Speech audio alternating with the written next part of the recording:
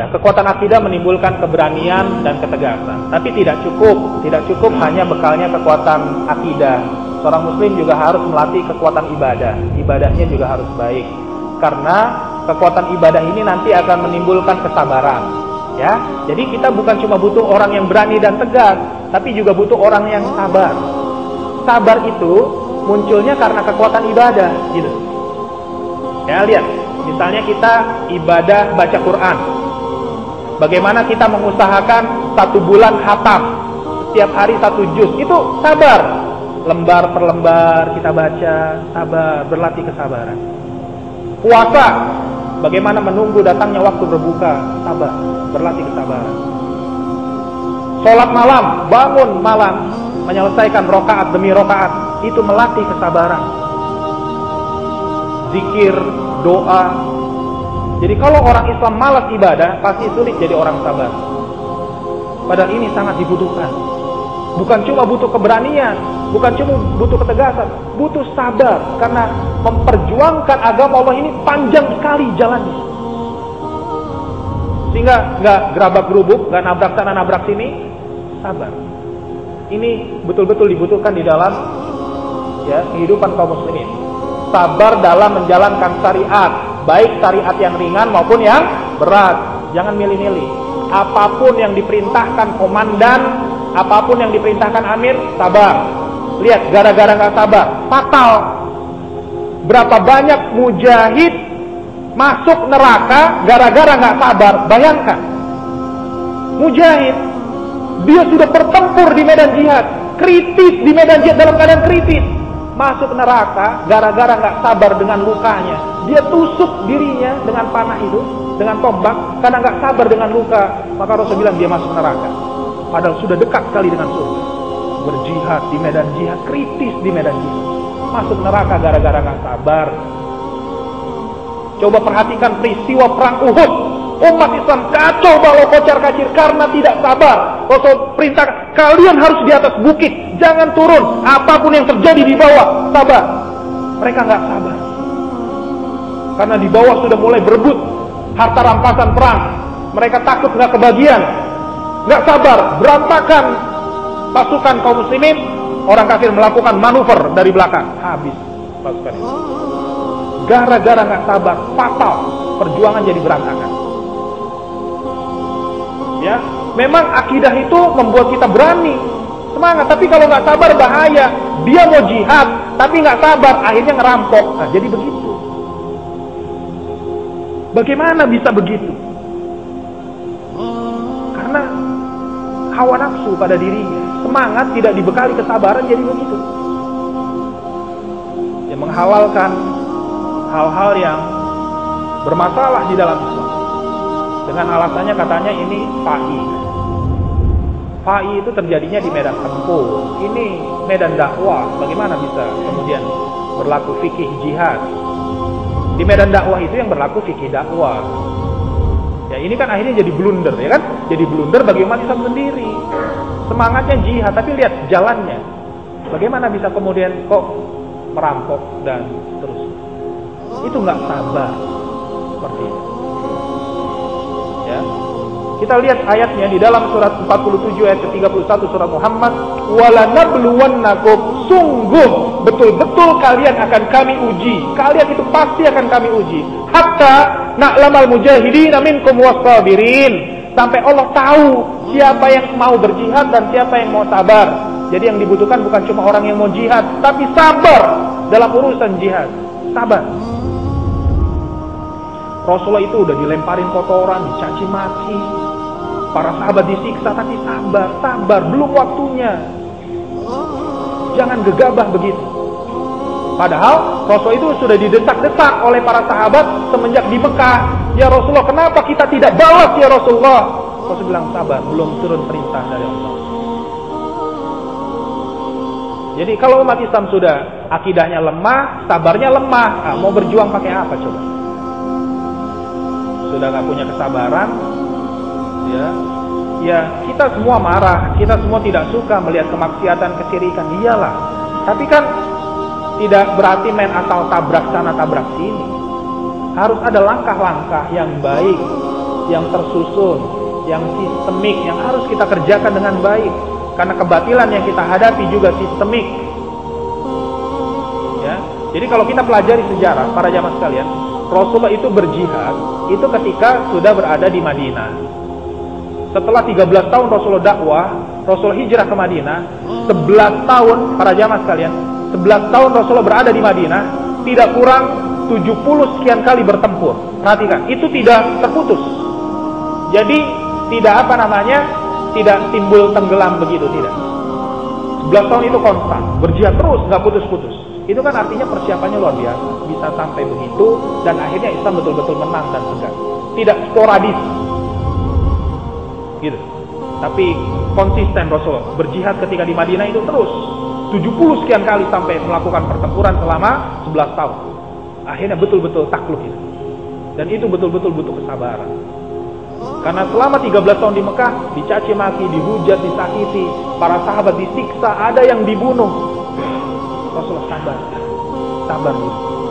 Ya bukannya berarti kita nggak mau melakukan pembelaan, tidak. Tapi nggak boleh berangkat hanya semata-mata karena emosi, karena marah semata. Tidak begitu di dalam Islam. Ya. Maka makna sabar, nah, supaya kita ngerti, ketahuilah sabar itu artinya wa ka'ayyin min nabiyyin qatala. Nah, lihat di sini ya. Berapa banyak para nabi itu berperang. Dalam surat Al-Imran ayat 146 dikatakan, berapa banyak para nabi itu berperang. Jadi nabi itu bukan cuma dakwah. Ya, nabi itu bukan cuma dakwah, ngajarin taklim, tidak. Nabi itu kan, para jamaah sekalian, nabi itu kan orang yang sangat santun, sangat sabar. Nabi itu. Tapi lihat, dia saja harus berperang. Kenapa? Karena dia diperangi. Kurang sabar apa nabi itu? Kurang santun apa? Itu saja masih diperangi. Kemudian kita maunya nggak berperang, membela Islam, menegakkan Islam, maunya tanpa peperangan. Apa kita lebih hebat dari Nabi? Itu pertanyaannya. Ya, apa kita lebih mulia dari Nabi sehingga menghindari jalan itu? Ini jalan yang memang kita tidak kehendaki, tapi itulah sunnatullahnya, itulah jalannya pasti yang tidak terhindari. Orang kafir itu akan menghalangi kita dari jalan paling halus sampai cara paling kasar akan mereka lakukan. Sampai Nabi saja harus berperang, mempertahankan iman, mempertahankan dakwah, ya karena mereka diperangi. Wa ka'ayyin min nabiyyin qatala. Berapa banyak para nabi itu berperang. Ma'ahu, bersama para nabi, lihat. Siapa yang bersama para nabi berperang? Ribbiyun katsir. Lihat, ribbiyun. Itu ada istilah dalam Quran namanya ribbiyun. Itu kalau kita baca, ribbiyun itu kalau di sini diterjemah orang-orang yang bertakwa, yang berperang bersama nabi ini memang orang-orang pilihan. Sudah bukan orang yang emosional, orang yang gegabah, tidak. Yang berperang bersama Nabi ini orang-orang sudah pilihan. Bayangkan saja, Ali bin Abi Thalib radhiyallahu an itu sampai mampu menahan amarahnya ketika orang kafir itu sudah jatuh ingin ditebas oleh Ali bin Abi Thalib, tidak jadi gara-gara orang itu meludah muka Ali bin Abi Thalib. Gak jadi orang itu dibunuh, sampai orang ini akhirnya satu saat masuk Islam. Orang ini bertanya sama Ali, wahai Ali, kita pernah bertemu di medan tempur. Kamu sudah ingin membunuh saya, kenapa tidak jadi? Ali menjawab apa? Aku takut membunuh kamu karena emosi, karena marah. Aku tidak jadi. Bayangkan, di medan konflik masih bisa tahan kontrol emosi. Itu artinya memang mujahid itu bukan orang yang berangatan, ya, bukan orang yang gegabah. Kontrolnya sangat baik.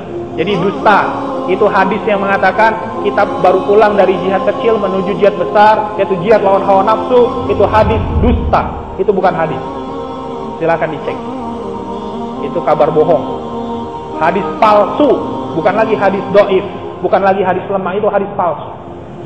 Itu kan artinya para mujahid berangkatnya emosinya belum terkontrol, masih emosional. Kita baru pulang dari jihad kecil menuju jihad besar, yaitu jihad lawan hawa nafsu. Justru jihad lawan hawa nafsu itu sebelum berangkat jihad, begitu kan?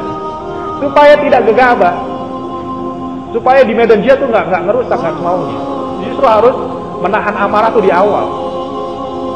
Nah, para sahabat yang mengiringi Nabi, ya, wa ka'ayyin min nabiyyin qatala ma'ahu ribbiyun katsir, fama wahanu lima asabahu fi sabilillah wa ma da'ufu wa mastakanu. Nah, inilah arti sabar. Lihat, arti sabar itu adalah tidak menjadi lemah karena bencana-bencana di jalan Allah, tidak menjadi lesu dan tidak pula menyerah. Ya, sabar itu artinya kalau mendapat musibah di jalan Allah, jangan membuat kita jadi patah semangat. Nggak boleh. Kalau itu musibah di jalan Allah, ya. Kalau musibah di jalan Allah, jangan kita jadi patah semangat. Kecuali musibahnya di jalan setan.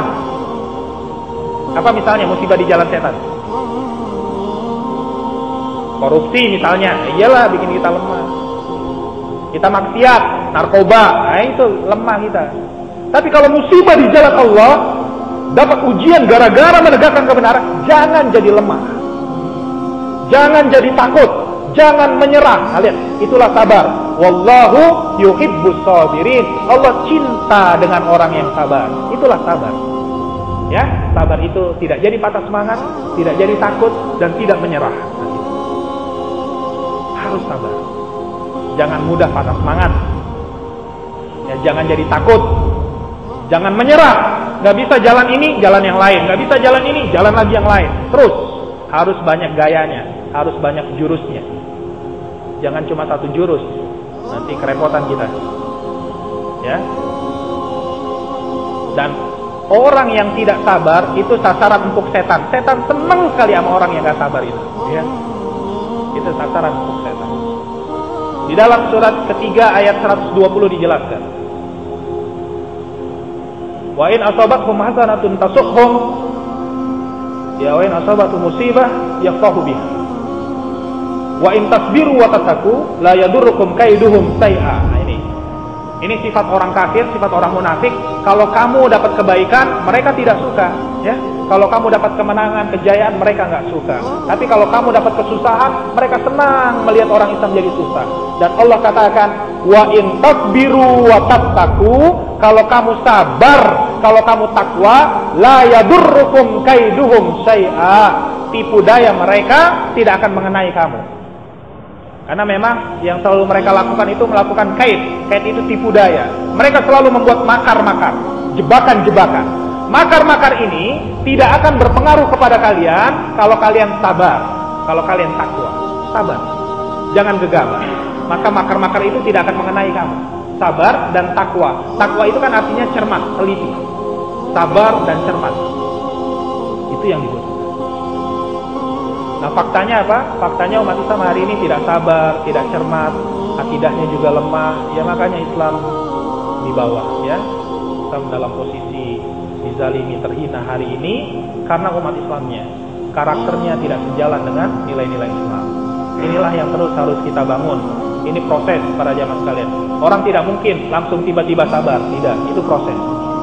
Ya, bagaimana kita melatih kesabaran, bagaimana kita melatih kekuatan ibadah, kekuatan akidah kita dari hal-hal kecil kita bangun sampai akhirnya kita punya kesiapan, akidahnya baik, ibadahnya baik.